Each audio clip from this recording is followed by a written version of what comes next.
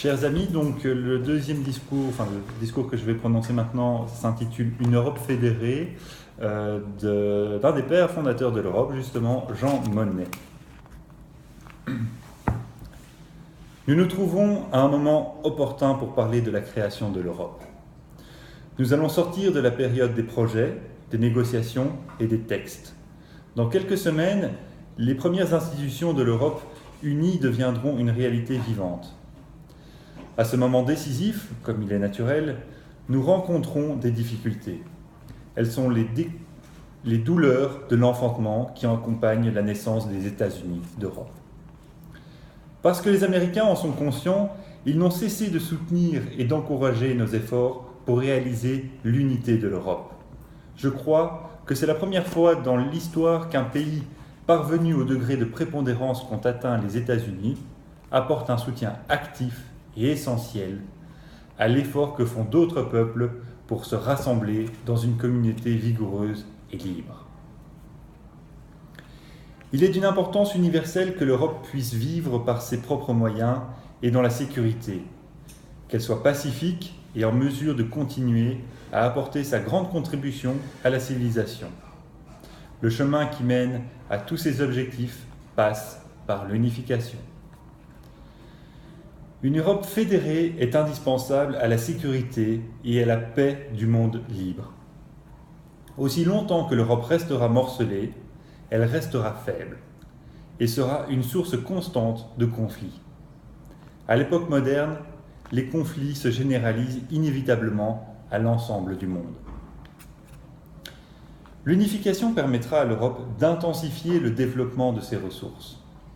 Elle pourra ainsi, le moment venu, faire face aux besoins de ses habitants et prendre sa part dans les charges de la défense commune, sans avoir à vous demander de maintenir votre contribution.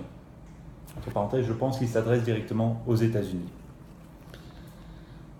L'unification de l'Europe a, pour la civilisation, une portée qui dépasse même la sécurité et la paix. L'Europe est à l'origine des progrès dont nous bénéficions tous, et les Européens sont aujourd'hui capables d'apporter au développement de la civilisation, par leur esprit créateur, une contribution aussi grande que dans le passé.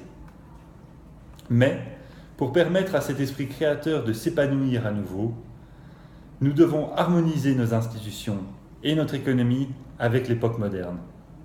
C'est en unifiant l'Europe que nous y parviendrons.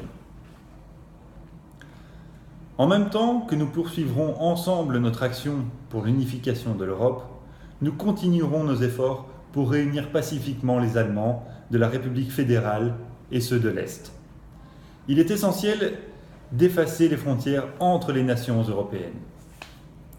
L'unité qui satisfera les aspirations légitimes des Allemands sans les exposer, ainsi que le reste du monde, au recommencement d'un passé funeste.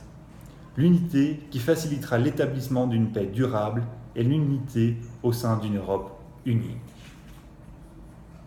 6 pays européens ne se sont pas engagés dans la grande entreprise d'abattre les barrières qui les divisent pour dresser des barrières plus élevées contre le monde extérieur. Notre époque exige que nous unissions les Européens, que nous les maintenions et que nous ne les maintenions pas séparés. Nous ne coalisons pas les États, nous unissons les hommes. Rien n'est plus stérile que d'anticiper dans le contexte du présent des questions qui se poseront seulement dans l'avenir.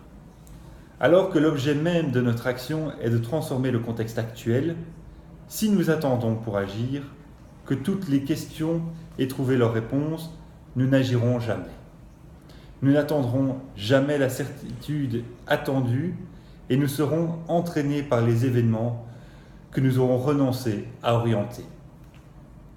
Nous sommes résolus à agir, nous sommes résolus à faire l'unité de l'Europe et à le faire rapidement.